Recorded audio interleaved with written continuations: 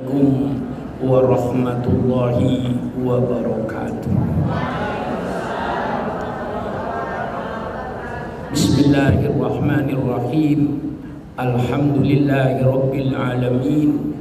Wassalatu wassalamu ala ashrafil anbiya'i wal mursalin, sayyidina wa habibina wa syafi'ina wa maulana Muhammad wa ala alihi wa ashabihi ajma'in. Subhanaka la ilma lana illa ma 'allamtana innaka antal alimul hakim.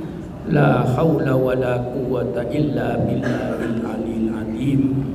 Amma ba'du. Para alim ulama, para habaib yang saya muliakan, hadirin dan hadirat sekalian yang berbahagia, wabil khusus kepada seluruh jajaran pejabat-pejabat DKI yang membinangi kerohanian atau mental, saya ucapkan terima kasih, dan juga wabil khusus kepada Ketua Kodi Al-Mukarram Ananda Kiai Haji Jamaluddin bin Kiai Haji Hashim Adnan. Saya akan melanjutkan apa yang disampaikan oleh pembicara sebelum saya ini, fungsi daripada dakwah ini. Allah Subhanahu wa taala berfirman di dalam Al-Qur'an, wa idz qala rabbuka lil malaikati inni ja'ilun fil ardi khalifah. Tatkala Allah berkata kepada para malaikat, sesungguhnya saya menjadikan di bumi ini khalifah. Kata-kata khalifah itu berarti yang melanjutkan, berarti pengganti, berarti wakil. Kok dikatakan khalifah? Bani Adam itu sebagai wakil Allah di permukaan bumi. Pengertiannya di situ pelaksana syariat Allah di permukaan bumi. Jadi khalifah di situ dikatakan mewakili Allah, bukan wakil Allah secara istilah dalam bahasa, tapi di situ artinya pelaksana syariat yang akan diturunkan oleh Allah. Allah ciptakan Nabi Adam dan keturunannya sebagai pelaksana daripada syariat Allah ini. Untuk membangun syariat Allah ini, Allah menurunkan 25 rasul. Maka kadang-kadang umat Islam itu ada sedikit kesalahpahaman. Kalau ditanya siapa yang membangun Islam, rata-rata jawabannya Nabi Muhammad SAW. Itu tidak benar. Yang benar, siapa yang membangun Islam? Islam itu yang membangun 25 rasul. Nabi Muhammad itu Nabi yang ke-25. Jadi yang membangun Islam ini mulai Nabi Adam. Di dalam kitab Shahihu Muslim, dalam bab Muhammad Khatamun Nabiyyin, Rasulullah bersabda, "Mathali wa mathalul anbiya min qabli kamathali man bana baitan wa ana akhiru man wada'a hadil labina." Perumpamaan saya, kata Nabi Muhammad, dengan nabi-nabi sebelum saya itu cuma ibaratkan orang yang membangun sebuah rumah. Saya datang terakhir untuk finishing bangunan itu. Saya yang meletakkan batu terakhir. Dengan datangnya Rasulullah berarti pembangunan rumah Islam selesai. Ini dalam hadis Sahih Muslim. Jadi yang membangun Islam itu bukan hanya Nabi Muhammad. Sebagai pendapat umum, yang membangun Islam itu 25 rasul. Yang pembangunannya dimulai oleh Nabi Adam. Nabi Adam sudah membangun Islam, mengajak umatnya beriman kepada Allah pencipta alam semesta, sujud kepada Allah, bukan sujud kepada Nabi Adam. Dan Nabi Adam bersama-sama dengan umatnya sujud kepada Allah, Islam. Datang Nabi Nuh membangun Islam. Islam dibangun. Nabi Nuh dakwahnya sama, mengajak umatnya beriman kepada Allah, sujud kepada Allah, bukan sujud kepada Nabi Nuh. Dan Nabi Nuh bersama-sama dengan umatnya sujud kepada Allah, Islam. Datang Nabi Ibrahim, dakwanya sama, termasuk pembangun agama Islam. Nabi Ibrahim mengajak umatnya beriman kepada Allah pencipta alam semesta, sujud kepada Allah, bukan sujud kepada Nabi Ibrahim. Dan Nabi Ibrahim bersama-sama dengan umatnya sujud kepada Allah. Datang Nabi Musa, dia membangun Islam. Nabi Musa mengajak umatnya beriman kepada Allah, sujud kepada Allah pencipta alam semesta, bukan sujud kepada Nabi Musa. Dan Nabi Musa bersama-sama dengan umatnya sujud kepada pencipta alam semesta, Islam. Datang Nabi Isa alaihissalam, dakwahnya Nabi Isa sama dengan dakwahnya nabi-nabi sebelumnya. Nabi Isa mengajak umatnya beriman kepada Allah pencipta alam semesta, sujud kepada Allah, bukan sujud kepada Nabi Isa. Dan Nabi Isa bersama-sama dengan umatnya sujud kepada Allah. Nabi yang ke-24. Datanglah Nabi Muhammad SAW, Nabi yang ke-25. Nabi Muhammad tidak membawa agama baru. Islam bukan agama baru dibawa oleh Nabi Muhammad, keliru. Nabi Muhammad tidak membawa agama baru. Nabi Muhammad datang menyempurnakan agama yang sudah dibangun oleh 24 Rasul sebelumnya. Nabi Muhammad mengajak umatnya supaya beriman kepada Allah, sujud kepada Allah pencipta alam semesta, bukan sujud kepada Nabi Muhammad. Dan Nabi Muhammad bersama-sama umatnya sujud kepada Allah. La nufarriqu baina ahadim min rusuli. Kami tidak membeda-bedakan salah seorang daripada utusan Allah. Bahwa 25 Rasul itu semuanya utusan Allah, dan mereka manusia biasa seperti kita yang dipilih oleh Allah untuk menjadi Rasulnya. Lalu apa perbedaannya? Tidak ada perbedaan, hanya syariat Allah itu oleh Allah tidak diturunkan sekaligus pada zaman Nabi Adam. Syariat Allah, Allah cicil sesuai dengan kebutuhan dan perkembangan manusianya.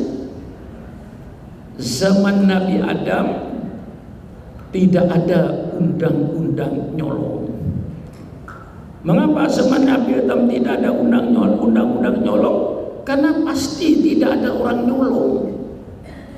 Mengapa tidak ada orang nyolong? Karena tidak ada orang. Siapa yang mau nyolong zaman Nabi Adam? Tanah belum dikapling-kapling, apalagi kapling. Negara kagak ada. Gak ada Singapura, gak ada Malaysia, gak ada Indonesia, yang ada dunia. Miliknya Nabi Adam dan Siti Hawa berdua. Siapa yang mau nyerobot tanah? Tidak ada. Siapa yang mau nyolong? Kagak ada. Syariat Allah seperti Nabi Adam dipermudah oleh Allah karena tidak ada manusia, baru diciptakan Nabi Adam. Dimudahkan oleh Allah waktu itu kakak kandung kawin dengan adik kandung dengan kakak kandung. Kalau sekarang ada orang mau kawin dengan adik kandungnya, orang itu salah lahirnya. Mestinya lahirnya zaman Nabi Adam orang seperti itu. Jangan sekarang. Nabi Adam turun membawa tauhid. Datang Nabi Nuh menyempurnakan. Datang Nabi Ibrahim menyempurnakan. Datang Nabi Musa menyempurnakan dengan kitab Tauratnya. Datang Nabi Daud menyempurnakan dengan kitab Zaburnya. Datang Nabi Isa alaihissalam yang oleh saudara kita disebut Yesus Kristus, itu menyempurnakan Islam dengan kitab Injilnya. Datang Nabi Muhammad SAW dengan kitab suci Al-Qur'annya. Islam sempurna karena Al-Quran merupakan syariat Allah yang sempurna. Dengan turunnya Al-Quran berarti syariat Allah sudah tumplek blak. Orang Jawa ini, saya bukan orang Jawa, cuma niru orang Jawa, tumplek blak. Karena orang Jawa itu kalau sungguh-sungguh kata terakhir itu diulang. Kalau orang Jawa bilang kemarin di Jakarta macet, biasa itu. Tapi orang Jawa bilang kemarin di Jenderal Sudirman jalan macet, nah, itu sudah matiin mesin, itu sudah nggak usah jalan sudah. Syariat Allah dengan Al-Quran itu tumplek. Sudah tidak ada sisanya syarat Islam itu di Lauh Mahfuz, diturunkan semua oleh Allah kepada para nabi. Maka kita wajib percaya kepada kitab-kitab suci sebelum Al-Quran. Ini menjadi rukun iman. Kita percaya kepada kitab Zabur yang diturunkan kepada Nabi Daud. Kita percaya kepada kitab Taurat yang diturunkan kepada Nabi Isa. Kita percaya kepada kitab Injil yang diturunkan oleh Allah kepada Nabi Isa. Tapi yang kayak kita yakini yang asli. Yang mana yang asli Pak Sugron? Kitab Taurat, kitab Zabur yang asli ialah kitab yang isinya firman Allah. Tidak ada di dalam kitab Zabur perkataan para nabi, juga tidak ada perkataan pendeta-pendeta pada zamannya. Murni kalam Allah. Itu kitab Zabur, kalam Allah yang diturunkan kepada Nabi Daud. Kita percaya bahwa Allah memberi kitab suci yang namanya kitab Taurat. Tapi yang namanya Bible sekarang sudah ratusan. Yang kita percaya kitab Taurat yang asli. Yang mana kitab Taurat yang asli? Yang kalamullah, yang diberikan kepada Nabi Isa untuk disampaikan kepada umatnya. Dan tidak ada dalam kitab Taurat itu perkataan Nabi Isa. Dan tidak ada dalam kitab Taurat itu perkataan pendeta-pendeta pada zamannya. Kita percaya kepada kitab Injil. Wajib percaya bahwa Allah merupakan kitab suci namanya kitab Injil kepada Nabi Isa alaihissalam.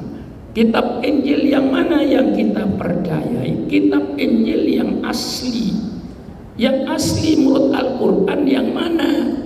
Yang firman Allah, kalamullah, yang diberikan oleh Allah kepada Nabi Isa untuk disampaikan kepada umatnya. Dan tidak ada dalam kitab Injil itu perkataan Nabi Isa.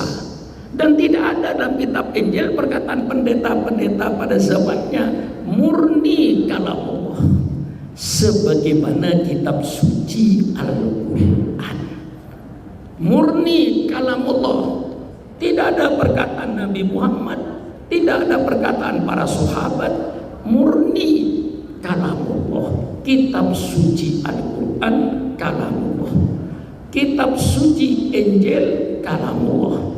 Kitab suci Taurat kalamullah.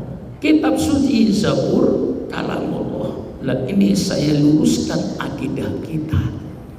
Adapun saudara-saudara kita sekarang itu kita mendapatkan 5 Injil, 4 Injil yang disahkan oleh gereja dan mereka mengatakan asli, persilakan. Itu urusan keyakinan mereka. Tetapi bagaimanapun kita tahu bahwa yang namanya kitab Injil Matius ditulis oleh orang yang bernama Matius dengan redaksinya Matius. Tidak sama dengan redaksinya Injil Markos. Injil Markos ditulis oleh orang yang bernama Markos. Injil Lukas ditulis oleh orang yang bernama Lukas. Injil Yahya ditulis oleh orang yang bernama Yahya. Yang 4 ini diakui gereja, persilakan, urusan iman mereka. Tetapi kami umat Islam bukan Injil yang itu yang kami percayai, tapi Injil yang kalamullah yang diberikan oleh Allah kepada Nabi Isa sebagai Nabi yang ke-24 untuk disampaikan kepada umatnya, dan tidak ada di dalamnya perkataan Nabi Isa. Ada satu Injil yang oleh saudara kita di gereja ya tidak diakui dan barangkali dibaca jangan.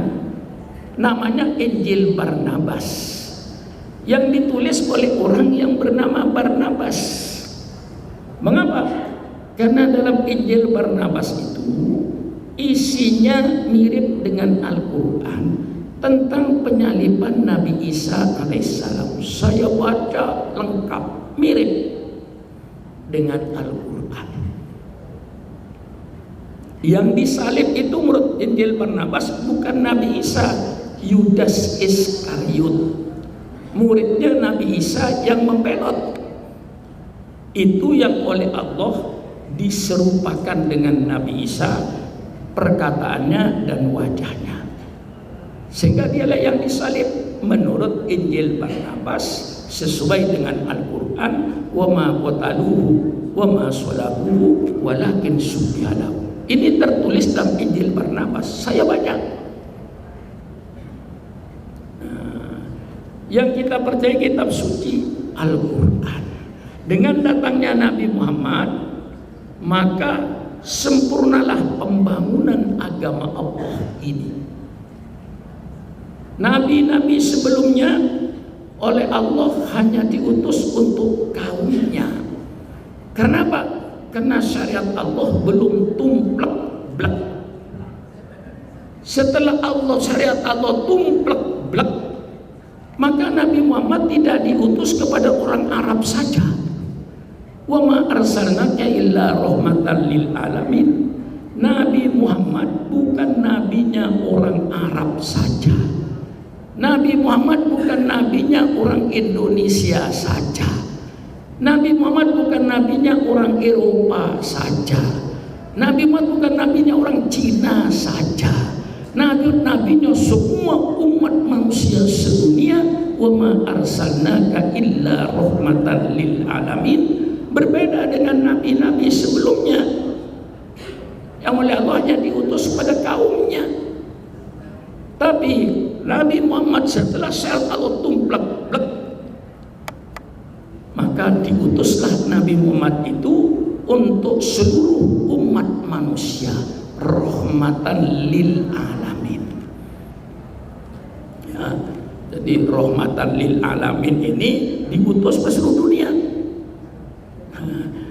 Ya, kalau sedang ada orang pengertian, kalau hari Natal tanggal 20 Desember lalu pemuda Islam jaga gereja alasannya rahmatan lil alamin, itu saya nggak tahu itu dari mana kitabnya.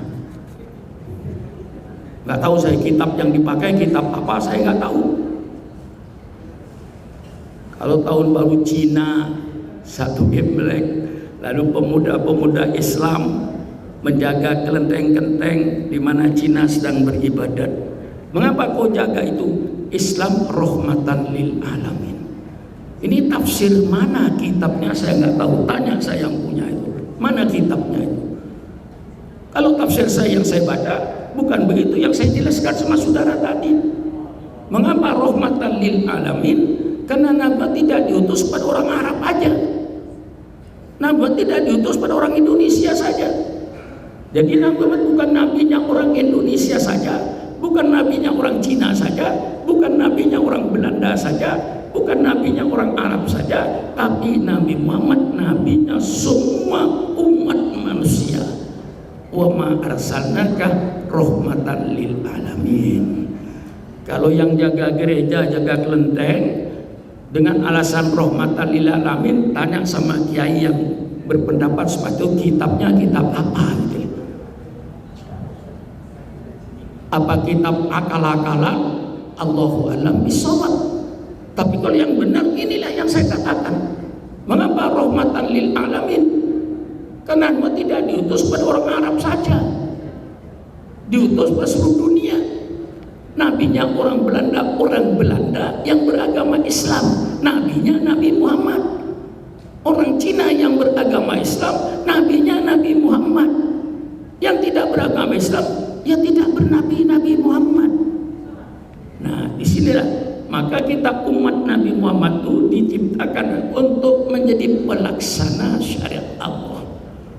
Walladzi arsala rasulahu bil huda wa dinil haq liyudhhirahu 'alad dini kulli. Dialah Allah yang mengutus utusannya dengan petunjuk dan agama yang benar. Ini petunjuk Allah, ini agama yang diturunkan oleh Allah, bukan agama dari pemikiran manusia, tapi ini agama yang diturun dari Allah. Liyudhhirahu, sesuai dengan tugas tadi yang dibicarakan, liyudhhirahu, agar ditampakkan, diperlihatkan hidayat Allah ini, perlihatkan agama Allah yang benar ini. Di mana diperlihatkan? Ala dini kulli, terhadap agama semuanya. Persilakan umat Hindu, perlihatkan agamamu kepada umat ini secara jujur keyakinan. Hai umat gereja, sampaikan agamamu sesuai dengan akidahmu. Hai umat Islam, liyudhhirahu 'ala dini kulli, perlihatkan petunjuk Allah itu di antara semua agama. Perlihatkan agama Allah itu di antara semua agama, sehingga akal sehatnya manusia bisa mengambil perbandingan mana akidah yang benar, mana syariat yang benar. Persilakan manusia, pilih oleh engkau. Al-haqqu min rabbik, faman syaa falyu'min wa man syaa falyakfur. Ini kebenaran datang dari Tuhan. Kau mau beriman, persilakan. Tidak mau beriman, persilakan. Allah siapkan bagi orang-orang kafir api neraka. Tapi Allah berikan kebebasan, mau ke surga atau ke neraka. Ini kewajiban. Liyudhhirahu 'ala dini kulli. Wajib Anda memperlihatkan petunjuk Allah ini. Wajib persaudara memperlihatkan agama Allah ini kepada seluruh umat manusia. Nah, inilah tugas saya, tugasnya dai sebagai kewajiban. Maka kepada para mubaligh, ya, usikum wa iyaya binafsi bitaqwallah. Tolong mubaligh, jangan pakai tarif.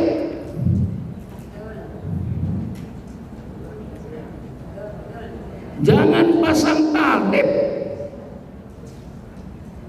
Itu kewajibanmu berdakwah. Tetapi yang ngaji juga pakai perasaan. Nah, gitu loh. Ini peradaban Islam. Lah saya tunjukkan peradaban Islam. Yang ngaji gimana? La yaqul tu'amaka illa taqiyun. Baca kitab Riyadhus Shalihin. La yaqul tu'amaka illa taqiyun. Jangan makan rezekimu kecuali orang yang bertakwa kepada Allah. Jangan rezekimu dimakan oleh orang yang tidak sholat, orang yang joget, orang yang mabuk-mabukan, orang Islam mengawinkan anaknya misalnya, lalu ngundang joget mabuk-mabukan, biayanya 50 juta, makan siapa kok? Peradaban Islam tidak begitu. Peradaban Islam, rezekimu supaya dimakan oleh orang yang bertakwa kepada Allah. Sisihkan sebagian hartanya. Untuk siapa? Untuk orang yang bertakwa kepada Allah. Ini peradaban Islam. Baca kitab bukan sarana saya kiai, ya. Terlepas itu, tapi hadis la yakul to'amaka illa taqiyun. Jangan makan hartamu kecuali orang-orang yang sujud kepada Allah. Logikanya wajar. Kalau ibu berikan kepada saya sarung, misalnya ya, ini gurau, apa? Gurau. Ya. Kalau seandainya ibu beri sarung sama saya pakai sarung untuk tahajud, saya pakai sarung untuk ngaji, saya pakai sarung untuk ibadat sholat 5 waktu. Wajar, logis. Kalau Rasulullah bersabda, la yakul to'amaka illa taqiyun. Jangan makan hartamu kecuali orang yang bertakwa kepada Allah. Sisihkan sebagian hartanya untuk yang bertakwa kepada Allah. Ya, kadang-kadang ada mubalik yang berkata, wala tastaru bi ayati thamanan qalila. Jangan kau jual ayat-ayat saya ini dengan harga yang murah. Oleh sebab itu kalau mengundang saya sekian juta. Berdasarkan Al-Quran, wala tastaru bi ayati thamanan qalila. Jangan kau jual ayat-ayat Allah dengan harga yang murah. Maka ngundang saya sekian puluh juta. Itu gurunya kira-kira siapa ya yang ngajarin? Iblis. Karena semua tafsir thamanan qalila itu semua tafsir li ajli dunya. Jangan kau pergunakan ayat-ayat Allah untuk kepentingan dunia. Ingin jadi bupati, pakai ayat Quran. Ingin jadi gubernur, pakai ayat Quran. Jangan dipergunakan ayat untuk kepentingan dunia. Sampaikan akhlaknya. Saya milih gubernur yang akhlaknya begini. Nah itu boleh. Nah itu kadang-kadang. Nah kita sudah punya kewajiban liyudhirahu ala dini kullih. Perlihatkan, iklankan petunjuk Allah ini. Tampakkan, perlihatkan, tawarkan syariat Allah ini. Saya tawarkan peradaban Islam ini kepada bangsa Indonesia. Bangsa Indonesia mau mempergunakan, alhamdulillah. Bangsa Indonesia menolak, wa ma alaina illal balagul mubin. Kewajibannya sudah saya sampaikan. Inilah peradaban Islam, satu-satunya peradaban yang berdasarkan wahyu ilahi. Karena banyak peradaban-peradaban manusia yang dasarnya hawa nafsu. Seperti pergaulan bebas, itu satu peradaban barat. Night club, dansa, joget, kadang-kadang dansa telanjang. Itu peradaban. Tapi peradaban yang berdasarkan hawa nafsu. Nah kita punya peradaban berdasarkan wahyu ilahi, berdasarkan sunnah Rasulullah, peradaban yang kita punya. Nah kita wajib menawarkan peradaban ini kepada bangsa. Saya tawarkan peradaban Islam pada bangsa Indonesia. Dari Sabang sampai Merauke saya tawarkan, saya iklankan. Mereka mau memakai peradaban Islam, alhamdulillah. Mereka pun tidak mau memakai, saya tidak menyesal. Wa ma alaina illal balagul mubin. Sudah saya sampaikan. Anda mau persilakan, Anda tidak mau persilakan. Itu yang diperlihatkan oleh Allah. Al-haqqu min rabbik faman syaa falyu'min wa man syaa falyakfur. Ini kebenaran datang dari Allah. Kau mau mengikuti persilakan, kau mau kufur persilakan. Allah persiapkan pada orang-orang yang kufur api neraka. Kewajiban saya cuman menyampaikan, memaksakan tidak. La ikraha fiddin. Kita punya dalil-dalil yang cukup luas. Maka alhamdulillah para kiai, ini saya jadi mubaligh yang ke-60 tahun. 60 tahun saya berpidato. Barangkali tidak ada di depan saya ini sudah pidato 60 tahun. Sejak zaman Bung Karno, saya sudah melawan Bung Karno waktu itu. Karena saya anggap kebijaksanaan Bung Karno waktu itu kurang tepat. BTI, Barisan Tani Indonesia, mau dikasih senjata, sedang mereka PKI semua. Apa nanti yang terjadi? Orang tidak boleh punya sawah lebih dari 3 hektar. Walaupun itu warisan, waktu beli tidak boleh, yang disebut land reform. Saya lawan pada waktu itu.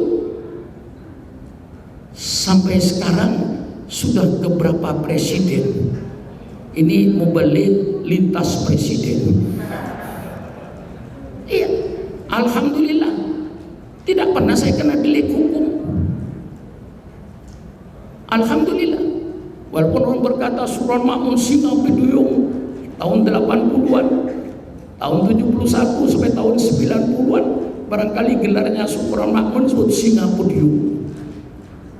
Berani, tegas, tapi tidak pernah delik hukum saya. Kadang-kadang orang bertanya, orang kayak Pak Suran kok enggak ditangkap? Pidatonya keras saya pakai logika. Saya persilakan lihat pidato saya. Tidak pernah saya sebut nama orang. Tidak pernah saya sebut pejabat. Kalau kejahatan pejabat saya sebut. Tapi nyebut nama orang saya tidak. Kejahatannya yang saya sebut. Ketidakadilannya yang saya sebut, ketulimannya yang saya sebut, sehingga mencari pasal kagak ketemu. Karena polisi mau nangkap seseorang itu, apa yang dicari dulu? Dicari pasalnya dulu. Kalau pasalnya nggak ada, ya nggak menangkap. Misalnya, karena saya pakai logika, menjelaskan pakai logika, menyampaikan dengan apa adanya. Nah, maka kita di Islam membentuk suatu peradaban yang sekarang ini, Bu, sedang terjadi perang peradaban. Tapi Ibu tidak sadar kalau terjadi perang peradaban. Sekarang sedang terjadi perang tanpa senjata, tapi akibatnya akan lebih hancur daripada senjata. Perang senjata fisik boleh hancur, tapi iman tidak hancur. Afghanistan dihancurkan oleh Amerika, tapi ajaran Islam tetap tumbuh dan berkembang. Irak dihancurkan secara fisik, tetapi peradaban Islam masih tetap berlaku. Sekarang sedang terjadi perang peradaban tanpa senjata, tapi akibatnya lebih hancur daripada senjata. Karena perang peradaban ini perang mental, perang moral, perang iman. Peradaban-peradaban barat banjir ke negara-negara Islam. Apakah nanti peradaban kita akan redup? Tergantung pada umat Islam. Peradaban Islam, peradaban masuk lewat turisnya, lewat majalahnya, lewat konser-konsernya. Itu semua peradaban barat masuk. Apakah peradaban Islam akan hilang? Allahu a'lam bishawab. Satu contoh misalnya, keluarga muslim, tapi anaknya yang perempuan pakai rok pendek sudah dewasa, pakai celana pendek sudah dewasa, berarti hancurlah peradabannya. Sudah kemasukan peradaban barat. dengan anak-anaknya yang bergaul bebas di sekolah, anak laki-laki dengan anak perempuan yang kadang-kadang sudah SMA kelas 3, banyaklah di situ pergaulan bebas. Itu berarti peradaban kita sudah dikalahkan oleh peradaban barat. Ini sekarang sedang terjadi perang peradaban. Oleh sebab itu dai ini mempunyai kewajiban untuk mempertahankan peradaban Islam ini. Islam mempunyai peradaban segala macam kehidupan. Maka nanti kalau pengajian itu diteruskan, di samping kita baca kitab, nanti peradaban-peradaban Islam itu diperlihatkan. Bagaimana peradaban Islam dalam berumah tangga, satu peradaban. Bagaimana peradaban Islam di dalam ber-RT, ber-RW, bermasyarakat, satu peradaban. Bagaimana peradaban Islam dalam ekonomi, satu peradaban. Bagaimana peradaban Islam dalam politik. Mari kita perlihatkan peradaban Islam di dalam politik. Politik Al-Quran, politik Sunnah Nabi. Kita perlihatkan. Ini yang belum diperlihatkan secara belak-belakan. Mubalik segera kumpulkan bagaimana peradaban rumah tangga dalam Islam. Bagaimana peradaban ekonomi dalam Islam. Bagaimana peradaban bermasyarakat, ber-RT, ber-RW dalam Islam. Bagaimana peradaban politik dalam Islam. Insya Allah peradaban Islam merupakan peradaban yang paling indah, peradaban yang paling cantik. Karena peradaban itu berdasarkan Al-Quran dan berdasarkan Sunnah Nabi, bukan peradaban yang berdasarkan kemauan manusia yang penuh dengan nafsu. Sehingga nafsu manusia, kemauan manusia membentuk satu peradaban. Kayak di barat, peradaban pergaulan bebas. Nah, kalau ditanya mengapa Islam bicara soal rumah tangga, mengapa Islam bicara soal RT dan RW, mengapa Islam bicara soal ekonomi, mengapa Islam bicara soal politik, jawabannya kata kuncinya satu. Islam berbicara soal rumah tangga agar anggota rumah tangga, yang namanya suami, yang namanya istri, yang namanya anak, yang namanya pembantu, berakhlak Al-Quran, akhlakul karimah, orang yang mempunyai akhlak. Mengapa Allah berbicara soal ekonomi? Supaya pelaku-pelaku ekonomi orang-orang yang bermoral. Jangan sampai pelaku-pelaku ekonomi itu orang yang tak bermoral. Mengapa Islam bicara soal RT RW? Supaya anggota masyarakat yang ada di RT dan RW itu orang-orang yang bermoral, orang-orang yang berakhlak. Mengapa Islam bicara soal politik?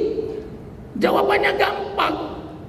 Islam bicara soal politik supaya pelaku-pelaku politik orang-orang yang bermoral, orang-orang yang berakhlak. Jangan sampai pelaku-pelaku politik ini orang yang tak bermoral, orang tak berakhlak, orang preman, orang bajingan jadi pelaku politik, hancur negara ini. Jadi kata kuncinya semua itu innama bu'itu liutama makarimal akhlak. Supaya pelaku-pelaku politik, yang namanya pelaku politik termasuk wali kota, termasuk bupati, termasuk gubernur, termasuk presiden, termasuk menteri, termasuk anggota DPR, mulai DPR, DPR pusat, pejabat-pejabat tinggi negara, itulah mereka pelaku-pelaku politik. Islam bicara soal politik supaya pelaku-pelaku politik orang-orang yang bermoral, orang-orang yang berakhlak. Jangan Jangan sampai pelaku-pelaku politik ini terjadi dari preman-preman atau bajingan-bajingan yang tak bermoral, rusak negara ini. Nah, ini kelengkapannya. Jadi setelah Rasulullah datang, secara tumplek-plek Allah yang meresmikan agama Islam ini. Al-yauma akmaltu lakum dinakum wa atmamtu alaikum nikmati wa raditu lakumul Islam dinan. Hari ini kata Allah, telah saya sempurnakan agamamu untukmu.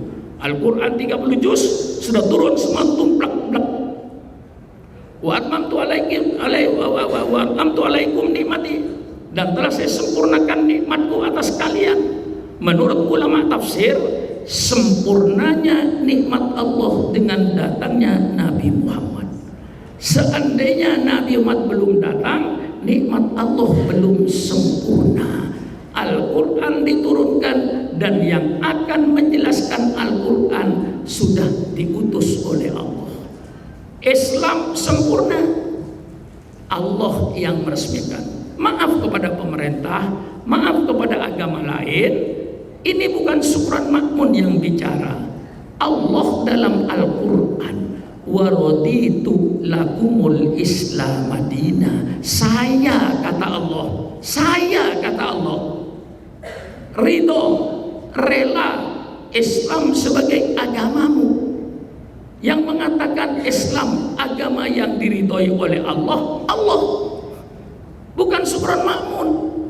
Keliru paham saudara. Malah Al-Quran memperkuat lagi, Allah yang memperkuat. Inna dina indallahil Islam. Sesungguhnya agama yang diridhoi oleh Allah adalah agama Islam. Kata siapa? Kata Allah, bukan kata Surat Makmun. Cuman Surat Makmun mengikuti Allah. Bagaimana logikanya? Hah? Ini permainan logikanya supaya masuk di akal kita. Allah yang menyatakan, bukan kita. Dan wajar kalau menyatakan ini agama yang diridhoi, karena agama ini turun dari Allah, syariatnya turun dari Allah. Setelah syariat sempurna diturunkan, baru Allah menyatakan wa raditu lakumul Islam madinah. Sekarang kata Allah, saya ridho, saya rela Islam sebagai agama. Sebelumnya karena belum sempurna. Setelah sempurna, wa raditu lakumul Islam madinah. Nah, ya, saya tidak menghina agama orang lain. Saya bu matanya melotot dipanggil nggak nyaut. Maaf bu ya, di tempat saya bu, kalau matanya melotot dipanggil nggak nyaut, maaf ya, maaf, itu namanya ikan asin.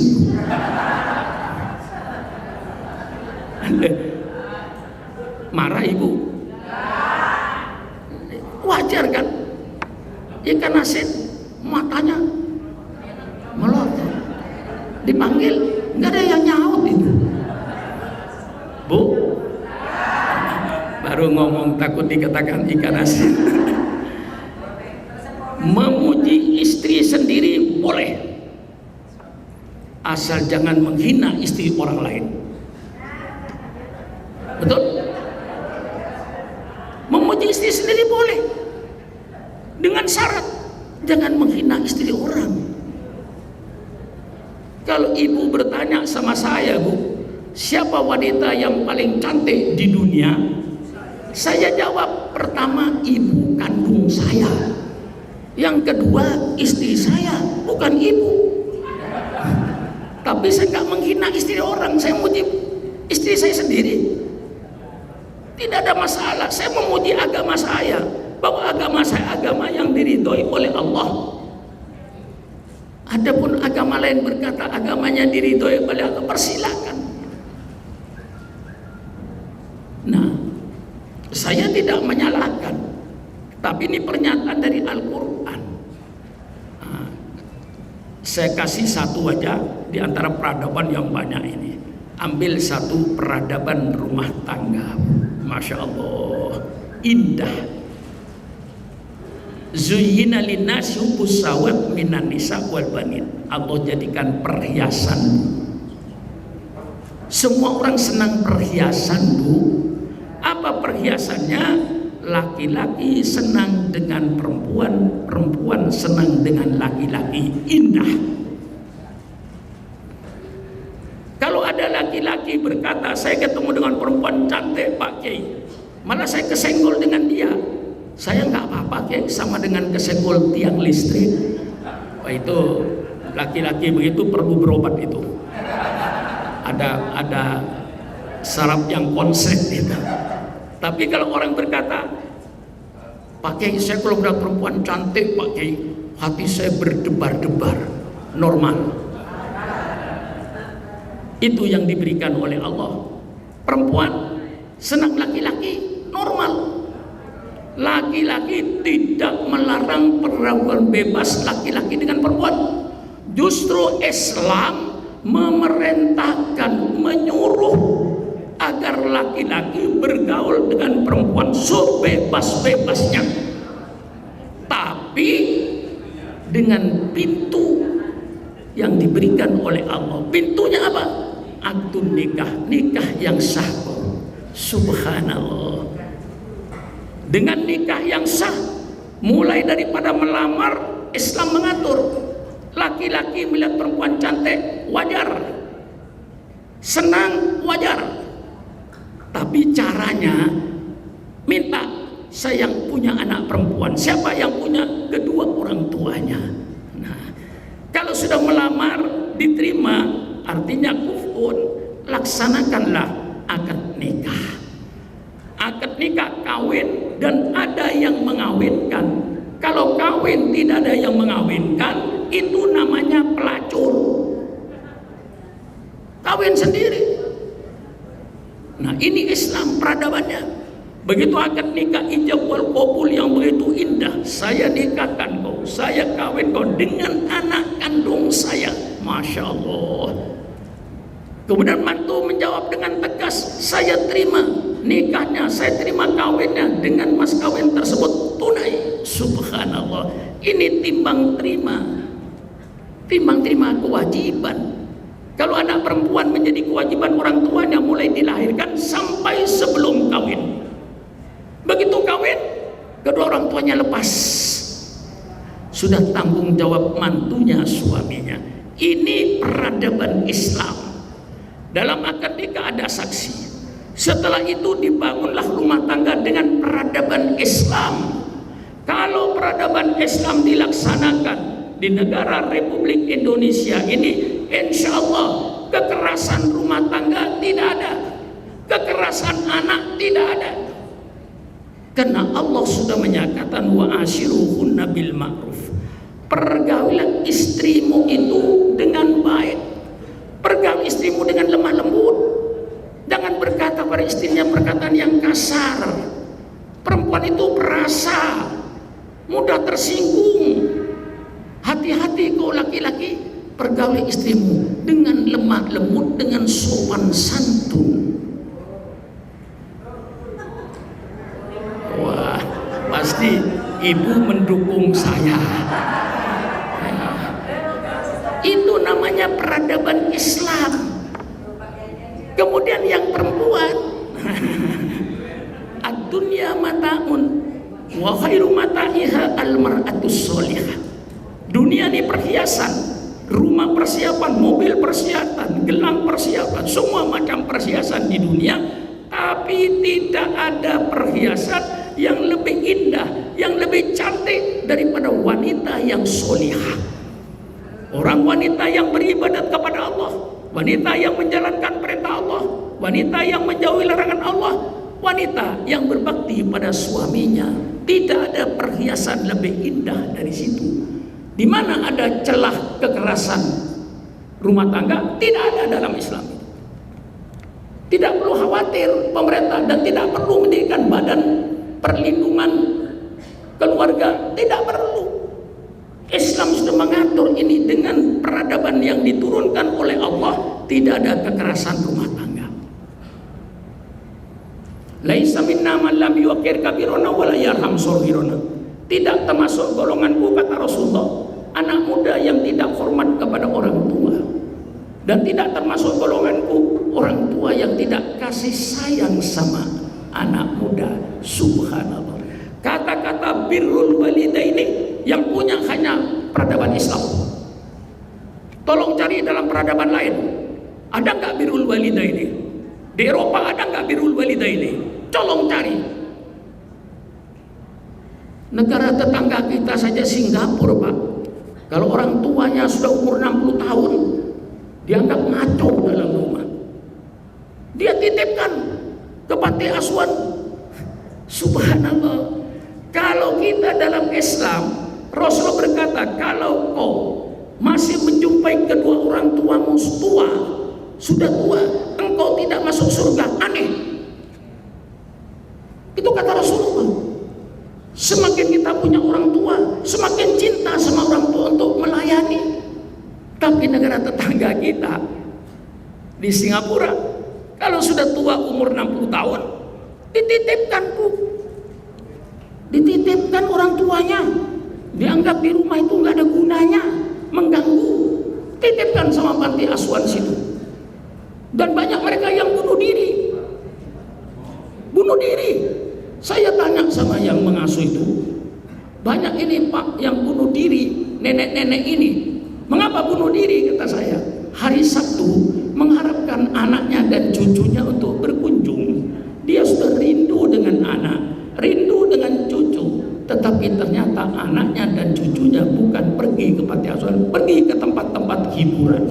Lupa kalau punya anak, punya nenek dititipkan. Akhirnya berbulan-bulan tidak dikunjungi, gantung diri. Ini terjadi, dan saya langsung berbicara dengan pengasuhnya.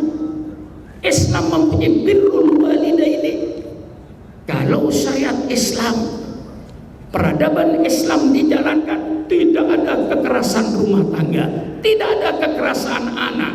Kekerasan rumah tangga dan kekerasan anak bukan peradaban Islam. Bagaimana, Bu? Jelas sekarang, Bu? Ini peradaban Islam. Setelah ketika bergaul bebas, ini bapak-bapak dan ibu-ibu tahu, ini semua di depan saya hasil pergaulan bebas. Merasa sekarang, Kiai? Merasa, Kiai? Kiai hasil pergaulan bebas. Sukron Makmun hasil pergaulan bebas. Setelah ayah saya dengan ibu saya akad nikah dengan sah secara syariat Allah, tidurlah dia di kamar dengan sebebas-bebasnya, lahirlah Sukron Makmun hasil pergaulan bebas. Bagaimana? Mantap. Jangan kira Kiai bukan hasil pergaulan bebas. Tidak ada pergaulan bebas, tidak ada saudara, dan tidak ada ibu semua ini. Ini semua kita ini hasil pergaulan bebas. Tapi pergaulan bebas yang diridhoi oleh Allah melalui pintu masuk yang benar kepada pergaulan bebas. Yang dilarang oleh Allah, pergaulan bebas yang tidak bertanggung jawab. Pergaulan bebas ayam. Tahu ayam, Bu? Tahu ayam nggak? Masa nggak tahu? Tiap hari goreng. Ayam, Bu, bertelur. Katakan 6. Ngerem. Netes. Ada yang jadi ayam jago. Begitu anak ayam jago itu gede, ibu kandungnya dikawin. Kurang ajar. Siapa? Ayam bertelur 6, ngerem, kebetulan jadi ayam betina, gede, dikawin oleh ayah kandungnya sendiri. Kurang ajar kan? Siapa? Kita tidak menjadi orang kurang ajar. Berapa banyaknya anak wanita, anak perawan yang hamil karena ayah kandungnya. Subhanallah. Nah, ini saya jelaskan yang gamblang saja. Jadi yang tidak diridhoi Allah pergaulan bebas ayam, pergaulan kambing, dan pergaulan bebasnya kalau dibiarkan bisa saudara kawin dengan saudara. Karena tidak tahu bapaknya berzina di satu kampung, punya anak, berzina lagi di kampung lain, punya anak, ketemu saudara kandung. Kurang ajar. Siapa? Siapa? Bukan ayam aja yang kurang ajar, termasuk kambing. Lah kita manusia lakot karomna bani Adam, dijadikan makhluk yang mulia, jaga keturunan. Subhanallah, inilah peradaban Islam. Belum bicara peradaban Islam mulai dari WC. Islam punya peradaban masuk WC. Mungkin ibu Islam, tapi WC-nya belum. Bagaimana peradaban Islam? Mau masuk WC? Allahumma inni a'udzu minal khubuthi wal khaba'is. Masuk dengan kaki kiri. Tanda kalau ini tempat kotor. Tuntaskan najis. Tidak ada sisa najis, baik yang cair maupun yang kental. Semua tuntaskan, keluarkan. Setelah sucikan yang najis itu, Islam punya peradaban yang sangat tinggi. Di mana itu Pak Supron? Menghilangkan najis. Baru najis hilang. Dalam kitab Fathul Qorib, Fathul Mu'in, kapan najis itu hilang? Kalau najis itu berwarna, hilang warnanya dulu. Kalau najis itu berbau, hilang baunya. Kalau najis itu ada rasanya, seperti alkohol atau daging babi, sampai hilang rasanya. Kalau masih ada rasa, masih najis. Subhanallah, peradaban Islam. Begitu keluar dari WC dengan kaki kanan, Masya Allah, alhamdulillahilladzi adaba'anil ada wa afani. Coba kalau saudara tidak bisa ngentut, pergi ke dokter. Ada dokter dipukul-pukul perutnya, disuntik, kata dokter 200.000. Keluar ngentut, ngeluarkan kentut biayanya 200.000. Hari ini berapa kali ibu ngentut? Ayo bapak, berapa kali ngentut? Coba kalau sulit ngentutnya, pakai biaya. Sulit buang air besar, ambeien, operasi 7 juta bu. Alhamdulillah. Ini peradaban Islam. 10 menit lagi. Ya panjang. Peradaban dapur. Peradaban Islam pakai ibu. Pernahkah ibu mencuci beras? Hah? Pernah. Sering itu loh. Pernahkah ibu mencuci beras? Sering. Pernahkah ibu bertanya, hai beras, dari mana datangmu? Hah? Pernah bertanya? Langsung dimakan. Nggak bener. Nggak bener. Tanya berasnya itu, dari mana datangnya beras? Dari hasil sogok menyogok, haram. Dari hasil merampok duit rakyat, korupsi, haram. Saya tidak bilang korupsi terlalu halus. Ngerampok duit rakyat, haram. Rentenir, haram. Ngurangin timbangan, haram. Menipu dalam ekonomi, haram. La ta'kulu amwalakum bainakum bil batil. Jangan kau makan harta di antara kamu dengan cara yang batil. Allah jelaskan yang batil, termasuk ngerampok, termasuk sogok menyogok, termasuk rentenir, termasuk ngurangin timbangan dan lain-lainnya dari seluruh macam penipuan. Korupsi akan berakhir, sogok menyogok akan berakhir, penipuan akan berakhir kalau bangsa Indonesia menjalankan peradaban Islam. Tegas kata-kata saya ini. Selama bangsa Indonesia selama bangsa Indonesia pikirannya pokoknya kenyang, halal haram tidak peduli, hak batil tidak peduli, yang penting perut saya kenyang, halal haram sama saja. Selama bangsa Indonesia cara berpikirnya semacam ini, jangan mimpi korupsi akan berakhir, jangan mimpi sogok menyogok akan berakhir, jangan mimpi penipuan ekonomi akan berakhir. Penipuan ekonomi akan berakhir kalau peradaban ekonomi Islam dijalankan di Indonesia.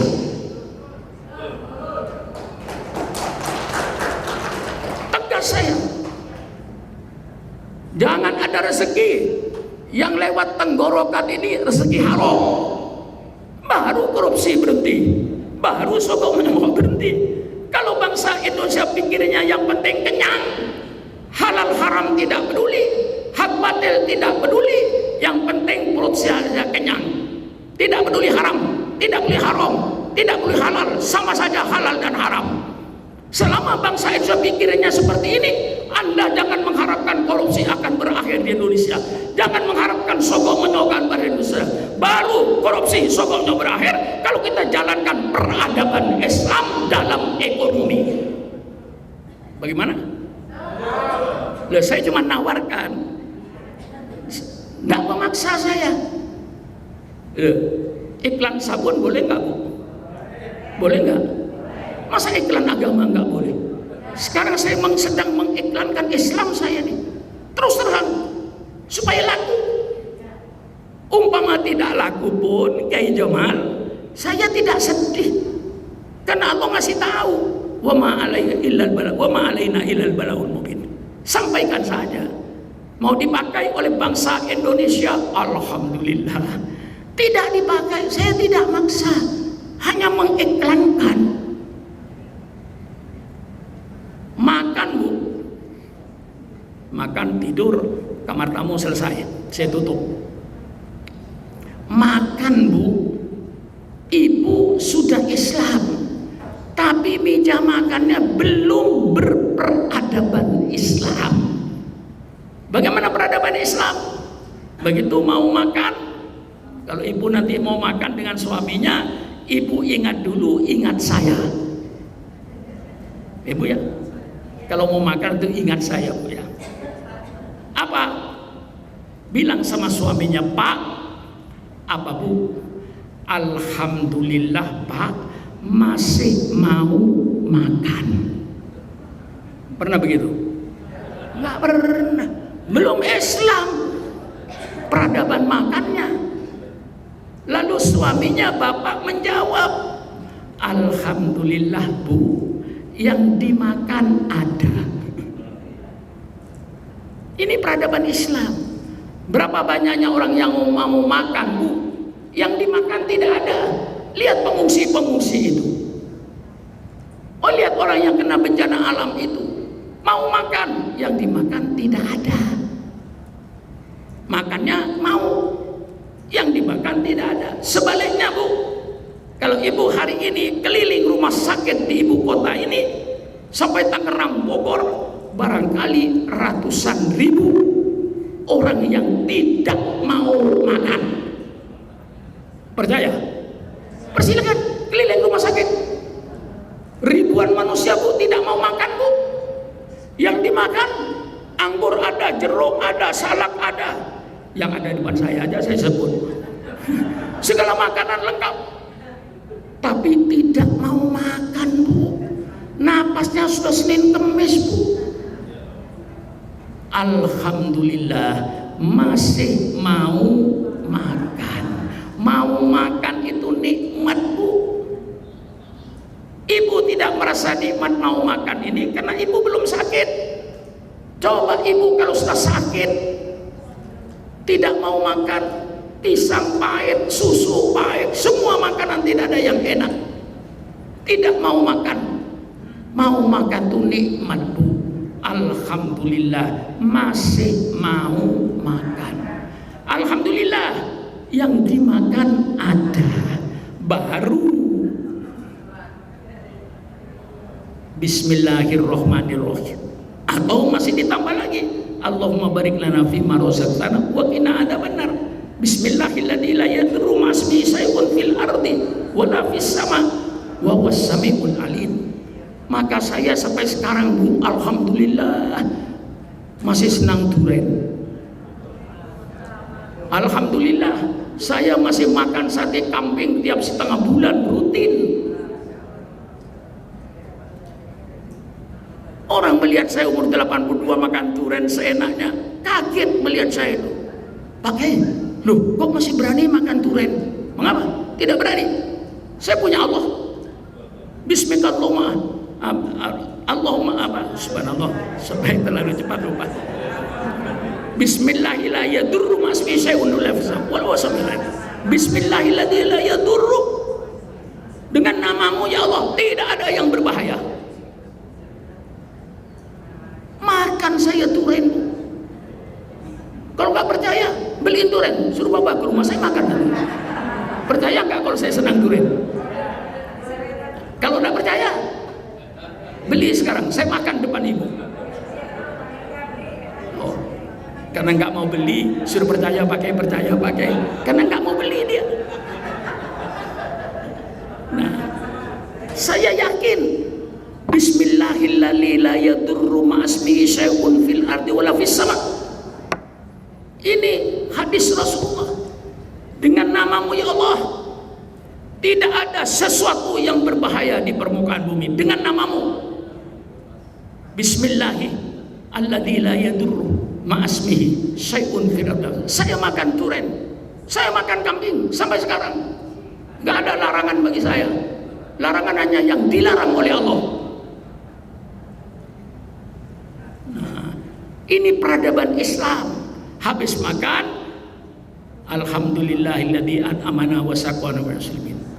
Masuk kamar tidur, kita punya peradaban. Maka dai tolong sampaikan peradaban Islam ini. Di kamar tidur, paling tidak mau tidur, bismillahirrahmanirrahim ahya wa amut. Syukur baca ayat kursi, syukur baca surat Al-Ikhlas, syukur membaca surat Al-Mudaththirain. Tutup bismillahirrahmanirrahim ahya wa amut. Bangun tidur, alhamdulillahilladzi ahyana ba'da ma amatana wa ilaihin nusyur. Masya Allah, Bu. Suami mau tidur dengan istrinya, ada bismillahnya, cuman sering tidak keburu. Ayo Kiai, ajarkan bukan porno Kiai, peradaban Islam.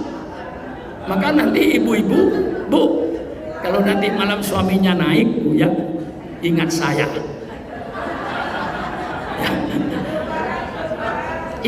Ingat apa yang saya pesen.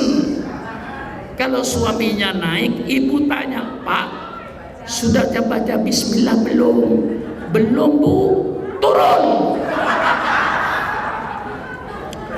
Peradaban Islam. Apa bismillahnya? Bismillahi Allahumma jannibis syaiton anni wa jannibni anhu warzuqni dzurriatan thayyibah. Ya Allah, dengan namamu ya Allah, jauhkan setan dari saya dan jauhkan saya dari setan. Jauhkan setan dari saya, jauhkan saya dari setan. Bismillah Allahumma jannibis syaiton anni wa warzuqni dzurriatan thayyibah. Berilah ya Allah saya anak-anak yang soleh dan solihah. Baru naik nangkring kayak ayam, nangkring kayak kambing, gak punya peradaban. Nah, maaf ya, saya minta maaf sama ibu. Ya saya belak-belakan ini, karena saya harus menawarkan peradaban Islam. Sampai tidur pun ada peradabannya. Yang tidak punya peradaban itu kambing, yang punya peradaban ayam. Kami lakot karramna bani Adam, dijadikan makhluk yang mulia, punya peradaban dalam bersetubuh. Bismillahirrahmanirrahim Allahumma jannibna, baru naik. Maka nanti malam, Bu, kalau muridnya syukuran makmun harus berani ya. Suaminya naik, tegur, Bang, apa Bu, sudah baca bismillah belum? Belum, Bu. Turun dulu, Bu. Saya kira nggak bakalan berani bentak suaminya, Bu, suruh turun, kaget, nggak jadi suaminya. Jadi serba salah Pak Kiai. Terakhir, ini saya menggambarkan peradaban rumah tangga dalam agama Islam. Takut nggak jadi, Jadi nggak berani negor suami, udahlah ingat saya, tapi nggak berani negor, udah terusin aja dah. Nah itu ya sudah, ini tidak perlu saya mengajarkan peradaban Islam. Terakhir, peradaban di dalam kamar tamu. Islam mempunyai peradaban. Mangkana yu'minu billahi wal yawmil akhir falyukrim dhaifahu. Barang siapa yang beriman kepada Allah hendaknya menghormati tamu. Saudara, banyak tamu bangga, berarti sudah disenangin orang. Kalau satu rumah tidak pernah ada tamu satu pun, berarti rumah Anda rumah yang tidak disenangi orang. Banyak tamu itu berarti disenangin orang. Bersyukur banyak tamu, hormati tamu dengan kemampuan yang ada, tidak usah berlebih-lebihan. Ini peradaban Islam, wajib menghormati tamu. Yang jadi tamu, la tadkhulu buyutan ghairu buyutikum hatta tastanisu aw tusallimu ila ahliha. Jangan kau masuk rumah yang bukan rumahmu sehingga kau minta izin kepada yang rumah dan mengucapkan salam. 3 kali mengucap salam, assalamualaikum, assalamualaikum, assalamualaikum. Tidak ada jawaban, haram masuk rumah orang. Berarti yang punya tidak mengizinkan. Ini tata tertib peradaban Islam. Wah, ini kalau ada orang yang ahli nulis bisa satu buku ini.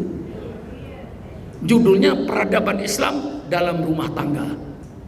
Jadi satu buku tebal. Nah, belum saya bicara soal peradaban Islam di dalam bermasyarakat, peradaban Islam dalam berekonomi, peradaban Islam dalam berpolitik. Sudah saya kumpulkan semua ayat-ayat itu. Sudah saya kumpulkan hadis-hadisnya. Baik hadis politik, hadis politik, hadis politik, ayat politik, sudah saya pisahkan. Islam punya peradaban. Nah, inilah yang saya sampaikan hari ini, cuman peradaban rumah tangga, Bu, ya. Mari kita beragama Islam dan berperadaban Islam. Mulai dari akad nikahnya, dari membangun rumah tangganya, ini sebagai produk Al-Quran dan Sunnah Nabi, satu peradaban yang saya kira inilah peradaban yang paling mulia, peradaban yang paling indah dalam rumah tangga ini. Subhanallah, subhanallah. Saya kira cukup sekian saja dulu, ya. Dari kalau belum pesan sama pejabat-pejabat DKI, tolong supaya anggarannya diistimewakan pengajian ini, karena sangat penting bagi umat. Dan yang ngaji ini kan tokoh-tokoh masyarakat semua. Ketua-ketuanya di belakang saudara itu masih ratusan orang, ribuan orang. Maka saya tidak kecewa. Biar yang datang 20 orang, kalau itu tokoh, saya tetap akan memberikan pengajian. Biar 10 orang. Karena di belakang 10 orang itu masih ratusan ribuan orang. Yang terakhir saya ingatkan kembali pesan saya tadi, tolong karena syiar dai, tolong membeli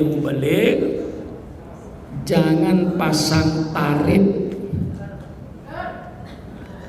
Itu saja pesan saya, supaya pahalanya utuh. Kalau terima hadiah itu tidak ada larangan. Namanya hadiah kayak saya tadi.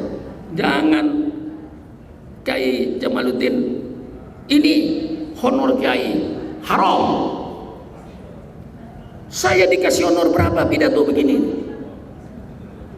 Kecil. Pahala yang dijanjikan oleh Allah kepada saya jauh lebih besar daripada amplop yang Anda berikan kepada saya. Oleh sebab itu, kalau orang bertanya pada saya, Pak Asron, apa? Biasa kalau diundang di luar kota, biasanya gimana Pak Kiai? Dianggapnya Kiai taksi. Saya bukan taksi, nggak pakai anggung. Yang mengundang-undang saja. Musola kecil persilakan, saya layani. Saya ngaji ke pelosok-pelosok, musola kecil saya layani, Istiqlal saya layani, Istana saya layani. Saya berkhutbah mulai dari istana sampai di kampung-kampung. Saya berkhutbah mulai dari Istiqlal sampai masjid-masjid yang kecil-kecil. Karena pesan Kiai Hamid kepada saya, Ustaz, jangan membeda-bedakan undangan. Itu pesan Kiai Hamid Pasuruan kepada saya. Jangan hanya dilayani yang gede-gede aja.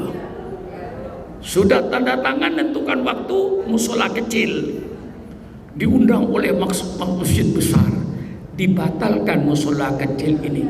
Anda sudah mengecewakan orang. Berapa dosanya? Ini yang undang kan belum ditentukan oleh saudara, bisa atau tidaknya. Tidak kecewa dia, tidak bisa, tidak kecewa dia, karena belum mengundang. Yang sudah mengundang sudah terima. Nah, maka caranya Kiai mau beli, kalau ingin ikhlas, kalau amplop masih satu jangan dibuka. Kalau Kiai Jamaluddin diundang sudah 3, 4, 5 tempat, amplopnya tempatnya satu, robek amplopnya, ambil isinya. Amplopnya jangan dibaca, itu iblis. Ini saya kasih supaya saudara ikhlas. Kalau sudah tahu alamatnya, masjid ini dibuka sekian juta, masjid ini sekian ratus ribu. Nah, yang ratusan ribu ngundang, sudah dikasih waktu. Kemudian masjid yang tadi 1 juta, 2 juta, 3 juta, 4 juta ngundang, dicoret musola kecil, hadir sama masjid yang itu dosa kau sebagai mubaligh gitu. Mengecewakan orang lain. Lah ini saya, ya saudara mau terima persilahkan, nggak terima juga nggak apa-apa, membenci saya juga nggak apa-apa, asal tidak dibenci malaikat saja saya. Dibenci saudara yang pakai tarif nggak apa-apa. Mungkin yang pakai tarif tuh membenci saya, nggak apa-apa. Saya bicara yang benar ini. Jangan menjual ayat-ayat Allah. Sampai saya bongkar. Kalau mendekati pemilu, banyak pejabat ngajak umroh dengan saya, tidak pernah saya terima. Itu kan ibadat Pak Kiai. Ya ibadat, tapi di balai ibadat apa ada udang di balik batu, ada batu di balik udang. Saya tidak menolak calon bupati atau calon gubernur atau calon DPR. Kau nazar saja.